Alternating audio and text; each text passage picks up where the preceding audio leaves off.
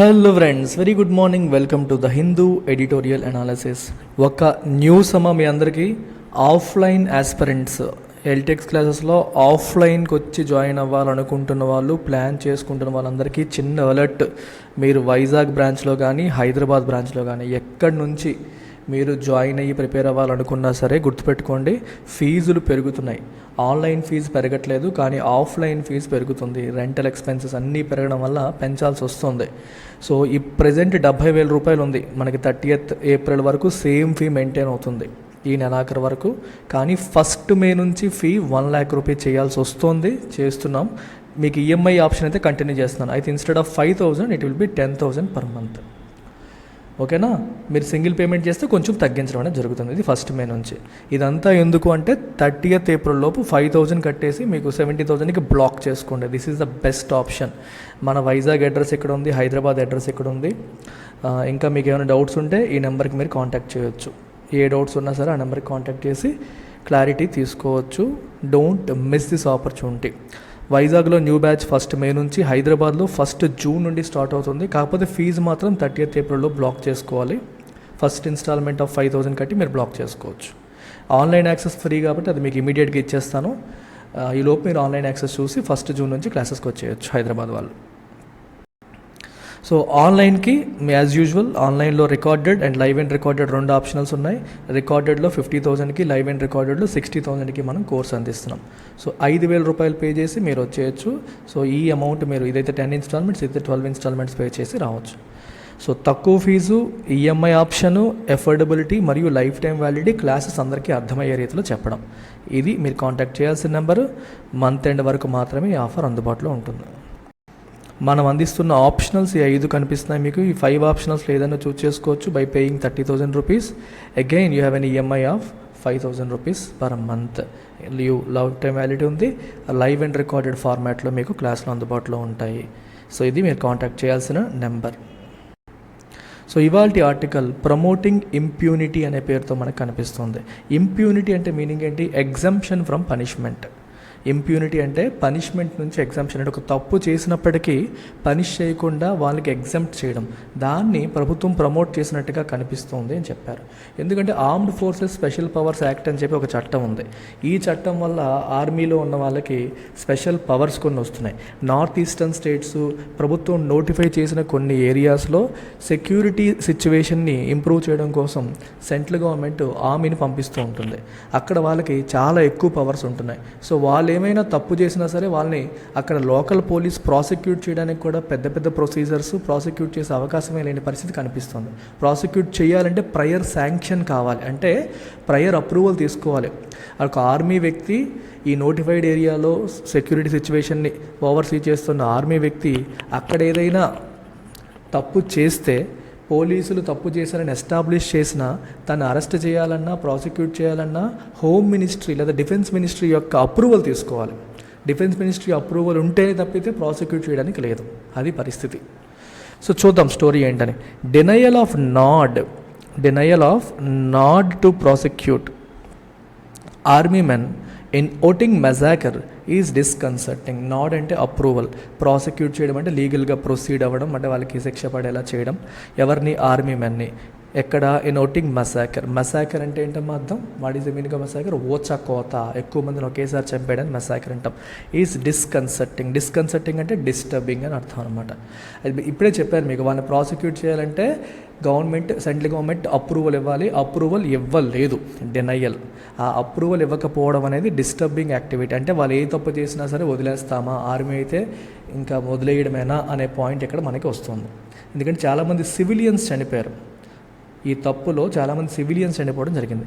In denying sanction to the Nagaland police to prosecute 30 army men for the December 2021 killing of 13 civilians in a botched up operation. అంటే ఎవరినో చంపబోయి సివిలియన్స్ని చంపేశారు. బాచ్అప్ అంటే failed అని, అంటే ఒకటి అనుకుని తప్పుగా ఎగ్జిక్యూట్ చేయబడిందా అని మనం బాచ్డ్ అప్ అని చెప్పేసి అంటాం. మనం వి కాల్ ఇట్ బాచ్డ్ అప్. అంటే ఒక సరిగ్గా చేయని ఫెయిల్యూర్ ఆపరేషన్ అనమాట అది. దాంట్లో 13 మంది సివిలియన్స్ చనిపోవడం అనేది జరిగింది. సో వాళ్ళని ప్రాసిక్యూట్ చేయడానికి నాగాలాండ్ పోలీస్కి అప్రూవల్ ఇవ్వలేదు ఎవరు, యూనియన్ గవర్నమెంట్. సో ఇలా ఇవ్వకుండా the union government has sent out a disconcerting message, ఒక డిస్టర్బింగ్ మెసేజ్ పంపినట్టు. ఏంటది? That it is unable or unwilling to do anything about impunity in insurgency hit states. Insurgency అంటే తిరుగుబాటు, ప్రభుత్వం పట్ల తిరుగుబాటుని మనం ఇన్సర్జెన్సీ అంటాం. అంటే ఇన్సర్జెన్సీ ఎక్కువగా ఉన్న చోట్లలో సెక్యూరిటీ సిచ్యువేషన్ని కంట్రోల్ చేయడానికి వీళ్ళని తీసుకొస్తున్నారు. ఎవరిని? మన ఆర్మీ వాళ్ళకి armed forces special powers act ద్వారా చాలా పవర్స్ అనేవి ఉన్నాయి. వాళ్ళు ఏమైనా తప్పు చేస్తే వాళ్ళని శిక్షించడానికి either the government is unwilling, ఇష్టపడట్లేదు, లేదా అనేబుల్, లేదా చేయలేకపోతుంది అనే విషయం మనకి బయటికి తెలుస్తుంది. ఎందుకంటే ఇప్పుడు ప్రభుత్వం ఏం చేసింది? అప్రూవల్ ఇవ్వలేదు. నాగాలాండ్ పోలీస్ రిక్వెస్ట్ చేశారు అప్రూవ్ చేయమని, మేము ప్రాసిక్యూట్ చేస్తామని. ప్రభుత్వం అప్రూవల్ ఇవ్వలేదు.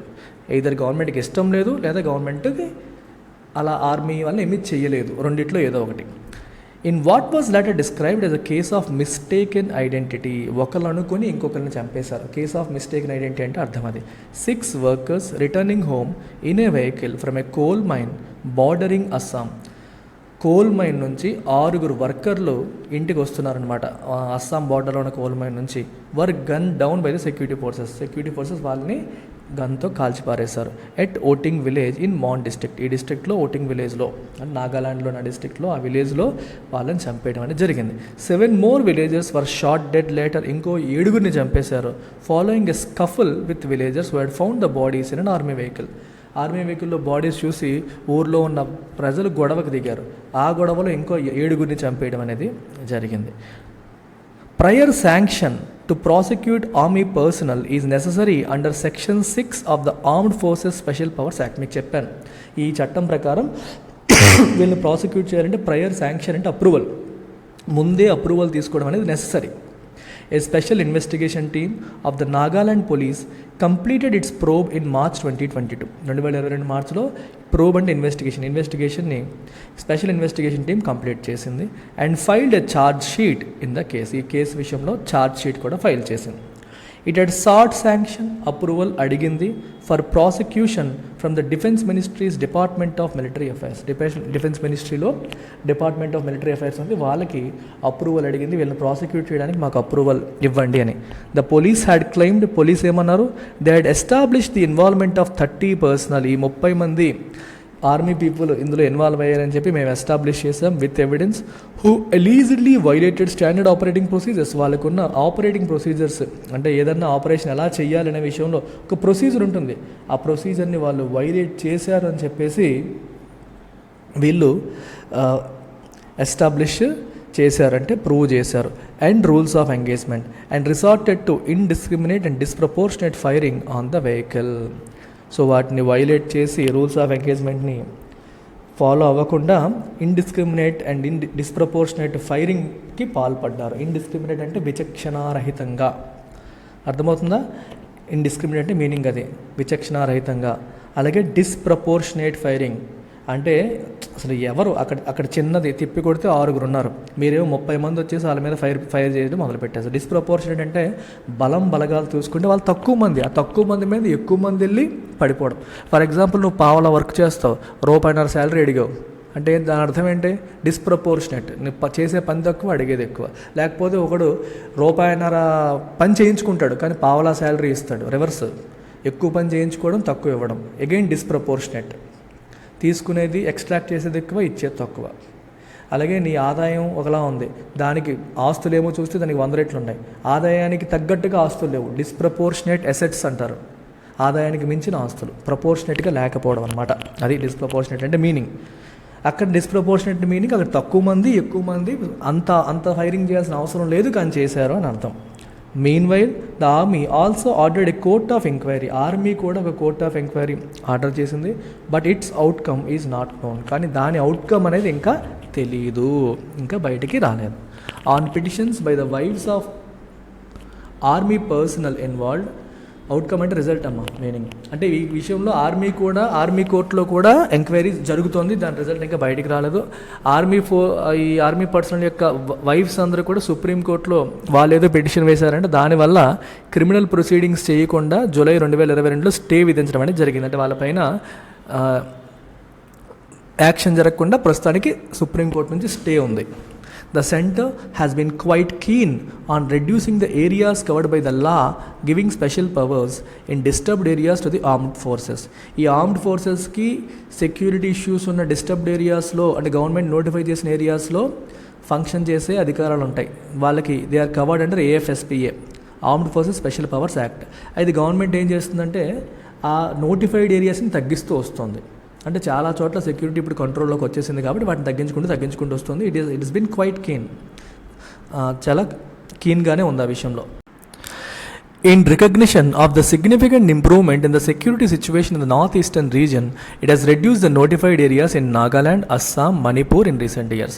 So, మనకి నార్త్ ఈస్టర్న్ ఏరియాలో సెక్యూరిటీ సిచ్యువేషన్ అనేది సిగ్నిఫికెంట్గా ఇంప్రూవ్ అయిందనే విషయాన్ని రికగ్నైజ్ చేస్తూ ఈ ఏరియాస్లో నోటిఫైడ్ ఏరియాస్ని మన ప్రభుత్వం తగ్గించుకుంటూ వచ్చింది. ఎక్కడ? నాగాలాండ్, అస్సాం, మణిపూర్లో. ఆన్ ద పొలిటికల్ సైడ్కి వచ్చేసరికి it has been working towards peace accords and getting insurgents and extremist to lay down arms. ఇంకోవైపు రాజకీయంగా ఏం చేస్తుందంటే ఈ ఎవరైతే ఇన్సర్జెంట్స్ ఉన్నారో అంటే తిరుగుబాటుదారులు ఉన్నారో వాళ్ళతో పీస్ అకార్డ్ సైన్ చేయడానికి ట్రై చేస్తుంది. అకార్డ్ అంటే ఒప్పందం, శాంతి ఒప్పందాలని నెలకొల్పే ప్రయత్నాలు చేస్తుంది. ఈ ఎక్స్ట్రీమిస్టులందరికీ కూడా ఆయుధాలను విడిచిపెట్టేలాగా వాళ్ళని కన్విన్స్ చేసే ప్రయత్నాలు కూడా చేస్తుంది. However, it is quite incongruent with its overall policy of creating an atmosphere conducive for peace and development and making partners out of those laying down weapons for the government to disallow the prosecution of those suspected to be involved in an admittedly mistaken counter-insurgency operation. ఇక్కడ చూడండి విషయం ఏంటి అంటే ఒకవైపు government ఏమంటుంది, piece and డెవలప్మెంట్కి అవసరమైన conducive అంటే దానికి అనుకూలించే అర్థం. కండ్యూసివ్ అట్మాస్ఫియర్ అంటే అనుకూలంగా ఉన్నా అన్న మీనింగ్ అనమాట. కండ్యూసివ్ అట్మాస్ఫియర్ని క్రియేట్ చేయాలన్న ఓవరాల్ పాలసీ ప్రభుత్వానికి ఒకవైపు ఉంది. ఏ విషయంలో? పీస్ అండ్ డెవలప్మెంట్ని ఎస్టాబ్లిష్ చేయడానికి. ఇంకోవైపు అలాగే ఎవరైతే వెపన్స్ని విడిచిపెడతారో వాళ్ళందరినీ శాంతి ప్రక్రియలో పార్ట్నర్స్ని చేసుకుంటామని కూడా ప్రభుత్వం ప్రయత్నం చేస్తోంది. అట్లాంటి ప్రభుత్వం ఇప్పుడు ఎవరి విషయంలో ప్రాసిక్యూషన్ని డిసెలో చేస్తుంది? Army people. వాళ్ళు ఎవరిని చంపేద్దాం అనుకున్నారు? ఇన్సర్జెంట్స్ని చంపేద్దాం అనుకుని వాళ్ళు ప్లాన్ వేశారు. అది ఫెయిల్ అయ్యి వాళ్ళు అనుకుని సివిలియన్స్ని చంపేశారు. చంపేస్తే ఈ కేసులో ఆర్మీ పీపుల్కి ప్రభుత్వం రక్షణ కల్పిస్తుంది. అంటే వాళ్ళకి ఎటువంటి శిక్ష పడకుండా ప్రభుత్వం రక్షణ కల్పిస్తుంది. మరి ఓవరాల్గా మీరు ఇన్సర్జెంట్స్ విషయంలో పీస్ఫుల్గా వెళ్ళాలి, ఓవరాల్గా పీస్ అండ్ డెవలప్మెంట్ ఎస్టాబ్లిష్ చేయాలనేది మీ ఓవరాల్ ఎయిమ్ అయితే ఇప్పుడు ప్రభుత్వం తీసుకున్న యాక్షన్ అనేది దీంతో సింక్ అవ్వట్లేదు. ఇన్కాన్గ్రూయెంట్ అంటే not in sync with it. దీంతో సింక్ అవ్వట్లేదు, దీంతో జెల్ అవ్వట్లేదు. అదొకలా ఉంది, ఇదొకలా ఉంది. ఈ బిహేవియర్ ఒకలా ఉంది, ఆ బిహేవియర్ ఒకలా ఉంది అనే మీనింగ్ మనకి ఇక్కడ వస్తుంది. అదవుతుంది ఇన్కాంపాటబుల్గా ఉందని మనకు అర్థమవుతుంది. నిజంగా పీస్ ఎస్టాబ్లిష్ చేయాలనుకుంటే తప్పు చేస్తున్న వాళ్ళకి శిక్ష పడేలా చేయాలి. It would have redounded to the government's credit. Redound అంటే కంట్రిబ్యూట్ గ్రేట్లీ అని అర్థం అనమాట. అంటే గవర్నమెంట్కి ఫుల్ క్రెడిట్ వచ్చేది ఎప్పుడు? Had it allowed the criminal courts to decide on the extent of culpability of the army men. Criminal కోర్ట్స్కి allow చేసి ఉంటే అంటే ఈ ఆర్మీ మెన్ యొక్క కల్పబిలిటీ అంటే వాళ్ళది ఎంత తప్పు ఉంది, వాళ్ళ నేరం యొక్క ఇంటెన్సిటీ ఒక డిగ్రీ ఎంత అనేది డిసైడ్ చేయడానికి క్రిమినల్ కోర్ట్స్కి అవకాశం ఇచ్చుంటే ప్రభుత్వానికి కొంత క్రెడిట్ దక్కేది. అంటే ప్రభుత్వం అందరినీ ఒకేలా చూస్తుందని. Prosecution of armed forces personnel involved in excesses is quite rare. అయితే ఆర్మ్డ్ ఫోర్సెస్లో ఉన్న వాళ్ళు కొన్నిసార్లు అతి చేస్తే అంటే పవర్స్కి మించి ప్రవర్తిస్తే వాళ్ళని ప్రాసిక్యూట్ చేయడం అనేది చాలా అరుదు. సో చిన్న వాడికి మీరు ప్రాసిక్యూట్ చేస్తే ఇంకా ఆర్మీ పీపుల్ వాళ్ళు చేయాల్సిన పని చేయడం మానేస్తారు. అందుకని చెప్పేసి ప్రాసిక్యూట్ తొందరగా చేయరు. Leading to widespread impression that AFSP is use to promote impunity. So దానివల్ల ఎటువంటి ఇంప్రెషన్ స్ప్రెడ్ అవుతుంది మనకి? ఎటువంటి ఇంప్రెషన్ వెళ్తుందంటే AFSPA మనకి ఈజ్ యూస్ టు ప్రమోట్ ఇంప్యూనిటీని ప్రమోట్ చేయడానికి ఆర్మ్ ఫోర్సెస్ స్పెషల్ పవర్స్ యాక్ట్ను ఉపయోగిస్తున్నట్టుగా మనకి అనిపిస్తుంది. ఇంప్యూనిటీ అంటే ఎగ్జామ్షన్ ఫ్రమ్ పనిష్మెంట్. తప్పు చేసినా సరే శిక్ష పడకుండా ఎగ్జామ్షన్ ఇవ్వడం. సో ఈ చట్టాన్ని అడ్డుపెట్టుకొని ఎగ్జామ్షన్లు ఇచ్చేస్తున్నారు అన్న ఫీలింగ్ అనేది మనకి ఇక్కడ వచ్చేస్తుంది. The government must demonstrate its commitment to peace in the region and justice for the victims by either granting sanction for their prosecution or taking exemplary action based on the findings of the military court of inquiry. So ప్రభుత్వం ఏం చేయాలి? Must demonstrate its commitment, peace శాంతి పట్ల తనకున్న commitment demonstrate చేయాలి, తెలియపరచాలి. ఎలా? And justice for victims, అంటే బాధితులకి న్యాయం జరపడానికి ప్రభుత్వం కమిటెడ్గా ఉందని చెప్పి చూపించాలి. ఎలా? Either granting sanction for their prosecution, వాళ్ళ ప్రాసిక్యూషన్కి అప్రూవల్ ఇవ్వడం ద్వారా, లేదా టేకింగ్ ఎగ్జాంపులరీ యాక్షన్. ఎగ్జాంపులరీ అంటే action which can be used as an example, అంటే ఒక ఎగ్జాంపుల్ సెట్టింగ్ యాక్షన్ అన్నట్టు, అంటే పర్ఫెక్ట్ యాక్షన్, అంటే ఎలా చేయాలరా, ప్రభుత్వం ఎలా ఉండాలరా అనిపించేలాగా ఉండేదన్నమాట. పర్ఫెక్ట్ లేదా something that can be used as an example for future అన్నట్టు అనమాట. ఎగ్జాంపులరీ యాక్షన్ తీసుకోవాలి based on the findings of the military court of inquiry. Military court of inquiry ఫైండింగ్స్ని బేస్ చేసుకొని ఈ యాక్షన్ అనేది తీసుకోవాలని కూడా క్లియర్గా చెప్పడం జరుగుతుంది. ఇదన్నా చేయాలి, లేదా ప్రాసిక్యూషన్కి శాంక్షన్ అన్నా ఇవ్వాలనేది ఇక్కడ ప్రధానమైన ఉద్దేశం. సో ఫైనల్లీ మరొక్కసారి చెప్తున్నాను, యూపీఎస్సీ ఇన్ఫినిటీ సివిల్స్ ప్రిపేర్ అవుతున్న ప్రతి స్టూడెంట్కి కొత్త బ్యాచెస్ని ఉపయోగించుకోండి. రీసెంట్గా క్లాసెస్ స్టార్ట్ అయ్యాయి. 5,000 రూపీస్ పర్ మంత్ పే చేసి మీరు లైఫ్ టైం వ్యాలిడీతో ఈ ప్రోగ్రామ్ని పొందొచ్చు. మీకు 50,000తో స్టార్ట్ అవుతుంది. రికార్డెడ్ ఆప్షన్ 50,000కి, లైవ్ అండ్ రికార్డెడ్ ఆప్షన్ 60,000 రూపాయలకి మీకు అందించడం జరుగుతుంది. ఈ నెంబర్కి కాంటాక్ట్ చేసి జాయిన్ అవ్వచ్చు. మంత్ ఎండ్ లోపు మాత్రమే. Take care, bye.